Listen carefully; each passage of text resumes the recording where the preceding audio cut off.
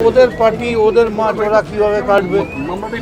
পশ্চিমবাংলার ভাগ্যে প্রতিমন্ত্রী ছাড়া কিছু নেই। দুজনেই রাজ্যের প্রাক্তন মন্ত্রী, একজন মদন মিত্র, অন্যজন রাজ্যের প্রাক্তন মন্ত্রী এবং প্রাক্তন কলকাতা পুরসভার মেয়র শোভন চট্টোপাধ্যায়। নরেন্দ্র মোদীর শপথ গ্রহণের পর রাজ্যের দুই প্রাক্তন মন্ত্রী এদিন নরেন্দ্র মোদীর কঠোর সমালোচনা করলেন। একজন বললেন রাজ্যের ভাগ্যে, বাংলার ভাগ্যে এইটুকুই যথেষ্ট। আরেকজন মন্ত্রী শোভন চট্টোপাধ্যায় কলকাতার প্রাক্তন মহানাগরিক, তিনি বললেন বিভিন্ন নির্বাচনের প্রেক্ষাপট আলাদা। রাজ্যের মধ্যে বাংলার বিজেপির দল হতে গেলে বিজেপিকে আরও অনেক পথ চলতে হবে।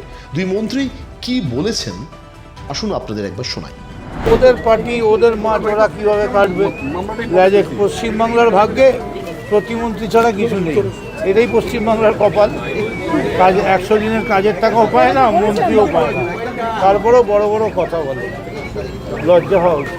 19 সালে তো এগিয়েছিল এরকম ধরনের, এর চেয়ে বেশি ওয়ার্ডে।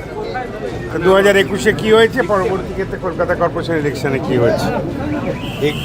কিন্তু যে কোনো নির্বাচনে মানুষের মন, লোকসভা এক ধরনের চিন্তাধারা হয়, বিধানসভা এক ধরনের হয়, পৌরসভা পঞ্চায়েত এক ধরনের হয়, কিন্তু সামগ্রিকভাবে মানুষের রায়টা যখন আসে সেটাকে পর্যালোচনা সবচেয়ে বেশি করে দরকার। পরসমালোচনা করবার আগে আত্মসমালোচনার যদি কোনো জায়গা থাকে, সেই আত্মসমালোচনা করে কোথাও যদি ত্রুটি থেকে থাকে সেগুলোকে সংশোধন করা উচিত বলে আমি মনে করি, বা আমি করতাম। আমি জীবনে নিজের 10টা নির্বাচন করেছি, 26-27টা নির্বাচন করেছি।